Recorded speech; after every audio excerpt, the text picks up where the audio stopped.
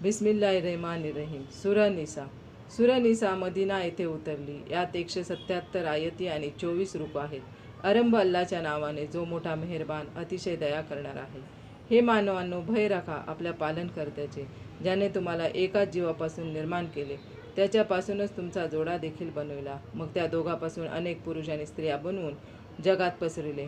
अल्लाचे भय राखत जा, ज्याच्या नावाने दया याचना करता, आणि नातेसंबंधाचीही जाण राखा, आणि अल्लाची तुमच्यावर कडक निगराणी आहे, हे विसरू नका.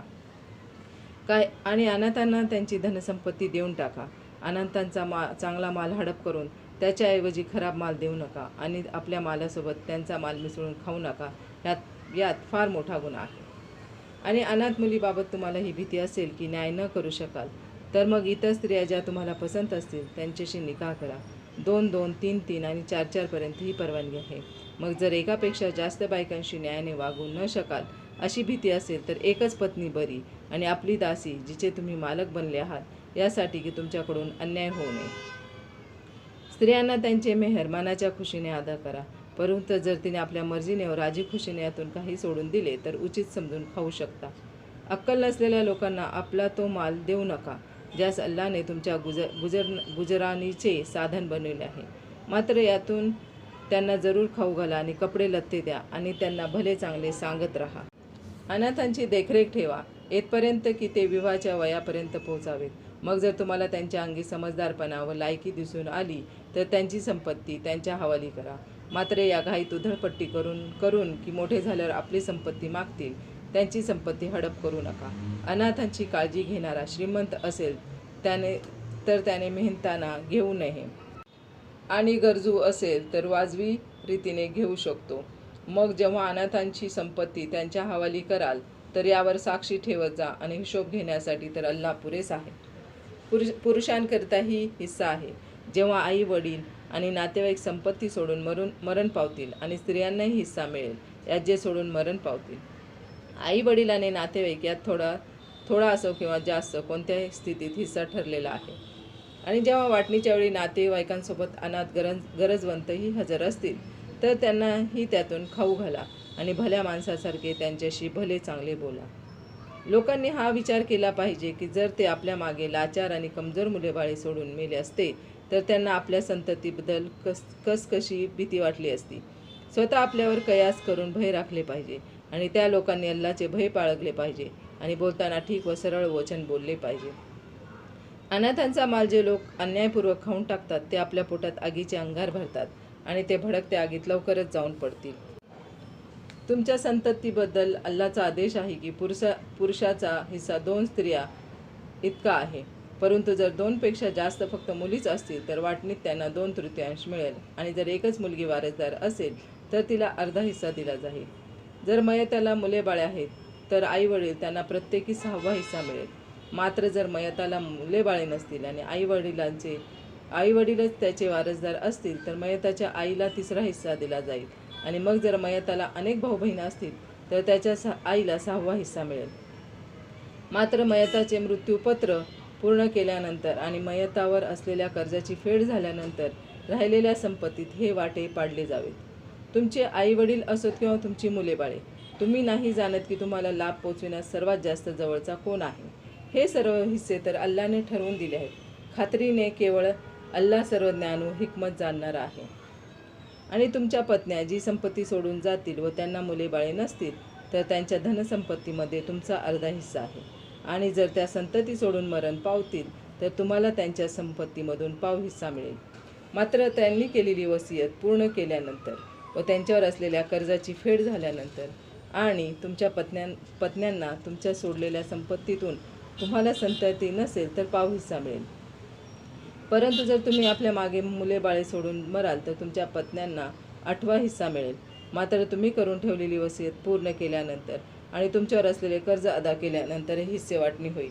आणि जर अशा पुरुष व स्त्रीने मागे सोडलेल्या संपत्तीचा मामला आल्यास त्याला आईबापांनी मुले बाळे नसतील, परंतु त्याला भाऊ बहीण असतील, तर त्यांच्यापैकी प्रत्येकाला 6वा हिस्सा मिळेल.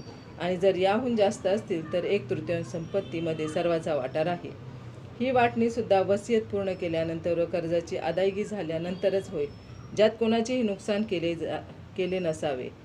ही अल्लाच्या तर्फे वसियत जाणा आणि सर्वश्रेष्ठ अल्लाहसुद्धा अधिक चांगल्या प्रकारे जाणणारा आणि सहन करणारा आहे. या अल्लाने बांधलेल्या हद्दी आहेत, त्यांचे पालन करा. जो मनुष्य अल्लाह व त्याच्या पैगंबराचे आज्ञा पालन करील, अल्लाह त्याला जन्नतमध्ये दाखल करील, ज्याच्या खाली प्रवाह वाहत आहेत, जिथे ते नेहमी राहतील, आणि ही मोठी जबरदस्त सफलता आहे. जो मनुष्य अल्लाह व त्याच्या पैगंबराची आज्ञा पाळणार नाही आणि अल्लाहने निश्चित केलेल्या हद्दींच्या बाहेर पळ काढीत राहील, तर अल्लाह त्यास आगीत फेकून देईल, जिथे तो नेहमी करता जाऊन पडेल, आणि त्याला आणखी जास्त अपमानदायक अजाब तिथे होईल. तुमच्या स्त्रियांपैकी ज्या व्यभिचार करतील तर आपल्यातले 4 साक्षीदार त्यांच्याबद्दल बोलवा, व मग जर या लोकांनी साक्ष दिली तर त्यांना घरात कोंडून ठेवा, येथपर्यंत की मृत्यूने त्यांचे काम तमाम करावे किंवा अल्लाने त्यांच्या सुटकेचा एखादा मार्ग काढावा. आणि तुमच्यापैकी 2 पुरुष कुकर्म करतील तर त्या दोघांना मारठोक करा. मग जर तोबा करतील आणि आपल्या आचरणात सुधारणा करतील तर त्यांना सोडून द्या. अल्लाह मोठा तोबा कबूल करणारा व मेहरबान आहे. खरे तर अल्लाह अशा लोकांची तोबा कबूल करतो जे नादानी अज्ञानापणामुळे एखादे वाईट कर्म करून बसतात व लवकरच तोबा करतात, तेव्हा अल्लाह देखील त्यांची तोबा कबूल करतो. अल्लाह तर सर्व काही जाणणार आणि हिकमत राखणार आहे. त्यांची तोबा कदापि तोबा म्हटली जाऊ शकत नाही. जे वाईट कर्म करीतच राहतात, येथपर्यंत की त्यांच्यापैकी एखाद्या समोर मृत्यू येऊन हजर होतो, तेव्हा म्हणू लागतो, आता मी तोबा करतो, आणि त्यांची तोबा कबूल होणार नाही. जे कुफ्रच्या स्थितीत मरण पावतात, या सर्वाकरिता आम्ही दुःखाचा मारा तयार करून ठेवला आहे.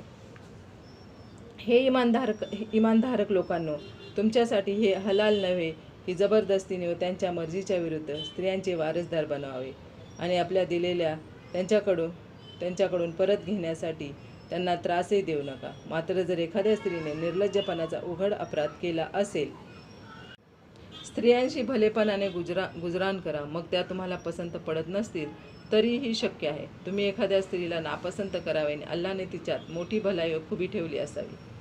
जर तुम्ही एका स्त्रीच्या जागी दुसरी आणू इच्छित असाल तर पहिल्या स्त्रीला फार जास्त धन देऊन चुकला असाल तरीही त्याच्यातून एकही वस्तू परत घेऊ नका. काय तुम्ही लांछन घेऊन आणि उघड गुन्हा करून या वस्तू परत घ्याल?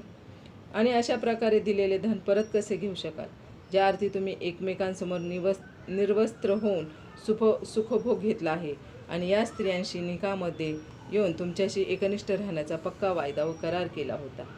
आणि ज्या स्त्रियांशी तुमच्या बापाने निकाह करून घेतला आहे त्यांच्याशी मुळीच निकाह करू नका, परंतु ज्या यापूर्वी झाले, हे मोठे निर्लज्जपणाचे आणि अल्लाला मोठे अप्रिय असे काम आहे आणि अतिशय वाईट आचरणाचा मार्ग आहे. तुमच्यावर हराम केल्या गेलेल्या तुमच्या माता आणि मुली आणि बहिणी आणि आत्या व मावश्या आणि पुतण्या व भाच्या, ज्या माऊलींनी तुम्हाला दूध पाजले आहे, त्या देखील तुमच्यावर हराम आहेत. आणि तुमच्यासोबत दूध प्यालेल्या बहिणी आणि तुमच्या माता देखील तुमच्यावर हराम आहेत. आणि ज्या स्त्रियांशी तुम्ही समागम केला आहे त्यांच्या मुली, ज्या तुमच्या पालन पोषणात असाव्यात, त्याही हराम आहेत. मात्र जर तुम्ही त्या स्त्रियांशी समागम केला नसेल तर हरकत नाही. तुमच्यावर तुमच्या सख्या मुलांच्या बायकासुद्धा हराम आहेत. आणि 2 बहिणींना एकाच वेळी निकामध्ये जमा करणेही हराम आहे. मात्र जे यापूर्वी झाले ते झाले, यात अजिबात शंका नाही की अल्लाह मोठा माफ करणारा आणि मेहरबान आहे.